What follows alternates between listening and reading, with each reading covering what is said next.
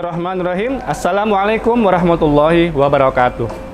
Alhamdulillahillazi anzala rasulahu bil huda wa dinil haq liyuzhirahu 'alad dini kulli walau karihal kafirun. Asyhadu an la ilaha illallah wa asyhadu anna Muhammadan abduhu wa rasuluh. Alhamdulillah, puji syukur alhamdulillah kita ucapkan kehadiran Allah Subhanahu wa taala yang mana pada sore menjelang maghrib ini insyaallah kita akan menemani Bapak Ibu sekalian, penonton Al-Fida TV yang kami banggakan dalam rangkaian kegiatan kurma. Salawat dan salam pada junjungan kita Nabi Muhammad SAW, uswah kita, teladan kita. Baik, penonton Al-Fida TV yang kami muliakan, pada kesempatan kali ini saya akan menyampaikan materi tentang bagaimana merancang aktivitas ibadah di bulan Ramadan ini. Kaum muslimin rahimakumullah, kita sudah mengetahui bahwasannya bulan Ramadan yang mulia ini adalah bulan yang sangat istimewa dan sudah menjadi patokan bagi kita bahwasanya kita harus mengisi bulan yang mulia ini dengan aktivitas yang bermanfaat dan menambah keimanan kita. Oleh karena itu, kita harus benar-benar merancang berbagai aktivitas ibadah yang bisa kita maksimalkan di bulan yang mulia ini. Nah, mau tahu caranya bagaimana dan aktivitas ibadah apa saja yang bisa kita isi dalam bulan yang mulia ini? Baik, yang pertama, kita harus niatkan ibadah pada Allah di bulan ibadah mulia yang suci ini, bahwasanya kita akan bersungguh-sungguh untuk melaksanakan ibadah dalam sebulan penuh. Ya, kita niatkan ikhlas pada Allah, tidak mengharapkan pujian orang lain. Nah, yang pertama, kita melaksanakan ibadah puasa penuh 30 hari, ya, atau sebulan penuh. Tentunya ini untuk orang yang bisa melaksanakan tanpa ada uzur syar'i di dalamnya. Nah, kita melaksanakan dengan sungguh-sungguh dan mengisi ibadah puasa kita, menghindari maksimal ya kesalahan ataupun kekurangan di dalam puasa tersebut. Itu yang pertama. Yang kedua adalah memberikan iftar untuk orang-orang yang berpuasa, karena pahala iftar, membagikan iftar pada orang-orang lain itu sama dengan kita meraih pahala orang yang melaksanakan iftar tersebut. Luar biasa ini, ya. Apalagi dilaksanakan pada bulan Ramadan. Ya. Kita rancang, kita tulis.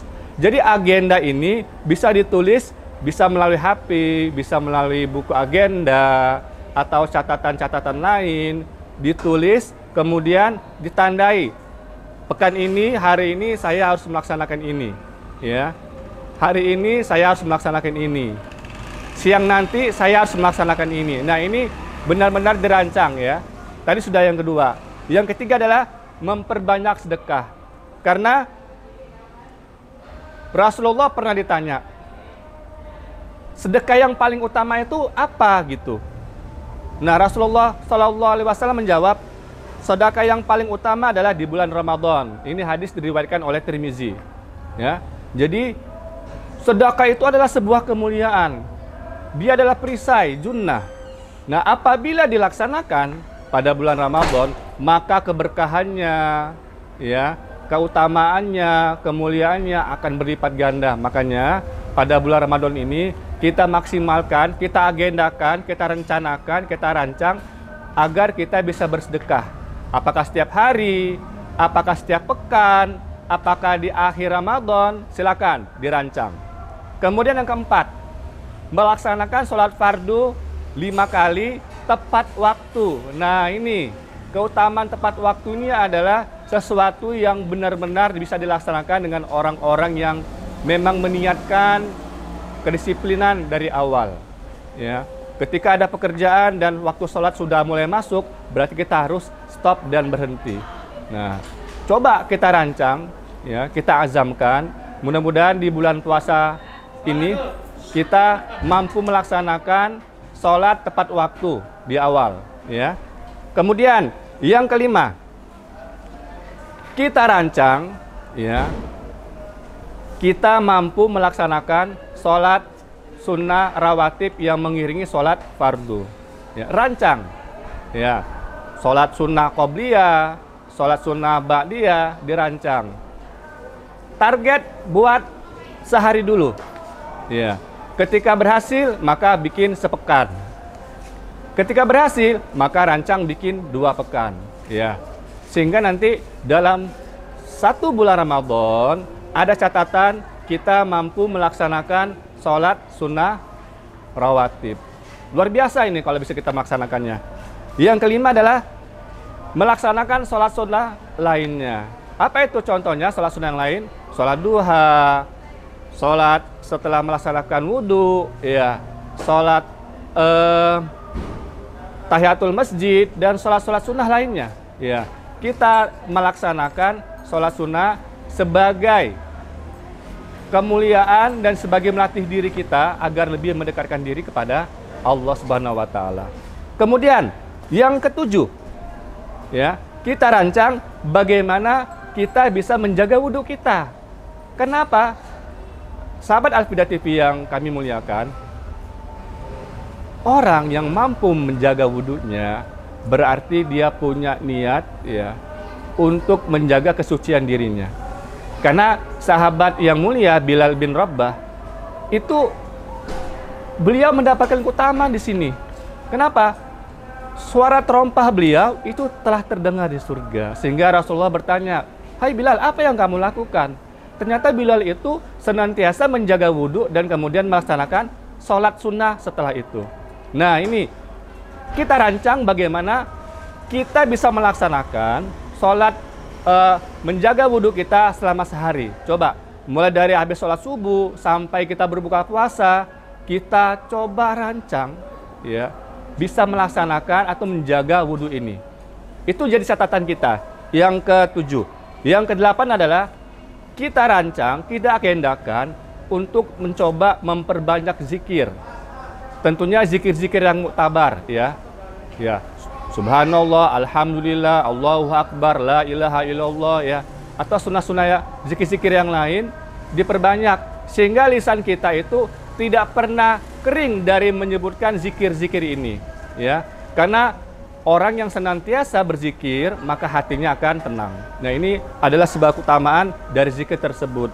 Kemudian yang kesembilan adalah kalau kita mampu, tolong dikosongkan agenda kerja kita atau agenda yang lain selama 10 hari menjelang akhir Ramadan, ya, atau biasa disebut dengan melaksanakan itikaf. Coba agendakan tahun ini kita bisa beritikaf. Karena Rasulullah sendiri hampir tidak pernah meninggalkan itikaf. Bahkan beliau selalu mengajak istri-istrinya untuk melaksanakan itikaf ini. Nah, sahabat Al-Fida yang mulia, sudah pernah itikaf belum? Kalau belum, ayo kita laksanakan tahun ini, ya. Kemudian yang ke-10, kita agendakan, kita catat, kita niatkan, kita mencoba untuk menghidupkan malam Lailatul Qadar. Nah, kapan itu Lailatul Qadar? Lailatul Qadar itu terdapat di malam-malam ganjil 10 akhir Ramadan. Nah, di malam-malam ganjil itu cobalah kita memaksimalkan ibadah kita. Dengan cara apa? Yang pertama, kita perbanyak sholat sunnah, kita perbanyak tilawah, kita perbanyak zikir, kita perbanyak doa pada Allah Subhanahu wa taala, kita perbanyak sedekah pada Allah Subhanahu wa taala, ya.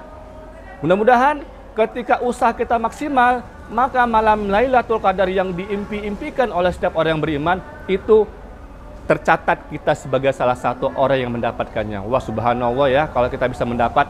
Tapi benar-benar kita mencatat usaha untuk mencari malam Lailatul Qadar ini dalam salah satu agenda kita bulan ini. Kemudian yang ke-11, kita coba, ya, mengikuti kajian-kajian keislaman selama bulan Ramadan. Sekarang banyak media-media yang bisa kita ikuti. Selepas sholat tarawih kita ada kajian kultum biasanya di masjid. Atau kita bisa mendengarkan salah satu ini media Al-Fida TV ini, ya. Dengarin kajian-kajian keislaman. Atau melalui radio atau lain sebagainya, kita bisa memaksimalkan kajian-kajian Islam dimanapun berada. Baik, selanjutnya agenda yang penting yang coba kita laksanakan di bulan Ramadan ini adalah menambah hafalan Quran. Nah ini, jangan bayangkan ketika kita menambah hafalan Al-Quran, itu langsung hafal 30 juz. Tidak, ya. Itu bagi yang mampu.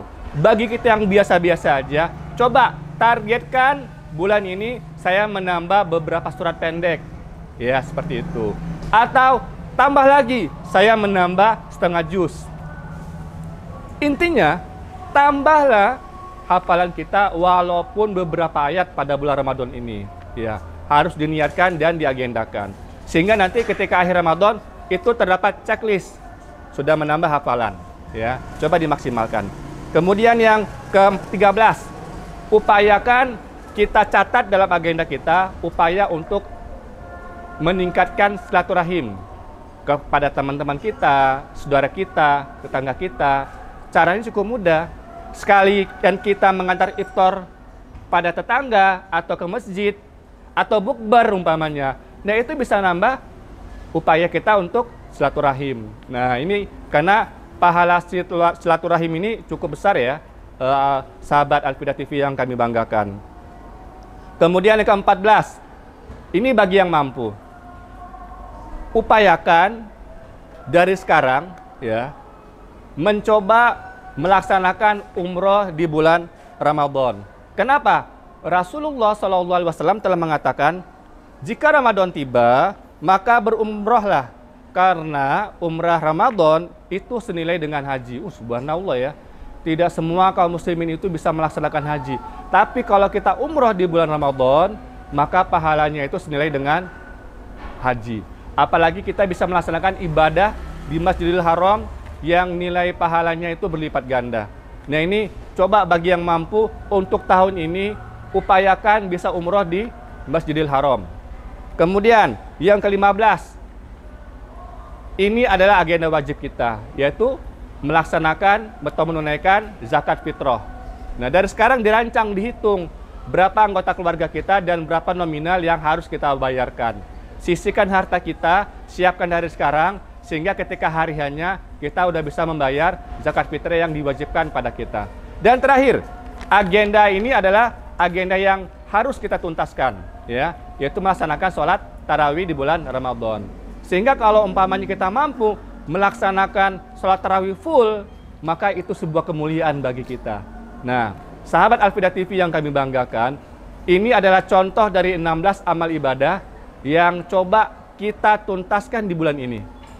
Kalaupun kita hanya mampu meraihnya 10, itu sudah luar biasa. Kalaupun umpamanya kita baru meraih 5, itu sudah luar biasa. Kenapa? Karena kita sudah mulai mencatat, kita sudah mulai mengagendakan amalan-amalan ibadah yang bisa kita laksanakan. Mudah-mudahan tahun depan meningkat jadi 7 atau 12 atau 14 ya, sehingga semua amalan ibadah yang kita catat tadi mudah-mudahan pada bulan Ramadan ini dapat kita laksanakan semuanya. Subhanallah ya. Baik, sahabat Al-Fida TV yang kami banggakan, kita berdoa pada Allah, mudah-mudahan kita diberikan kesehatan, nikmat kemudahan, ya, serta keikhlasan agar kita mampu melaksanakan agenda Ramadan yang kita rencanakan. Ya, mudah-mudahan semua amalan kita diterima oleh Allah Subhanahu Wa Taala. Ya, Subhanakallahumma wa bihamdika asyhadu an la ilaha illa anta astaghfiruka wa atubu ilaik. Al-afwu minkum. Assalamualaikum warahmatullahi wabarakatuh.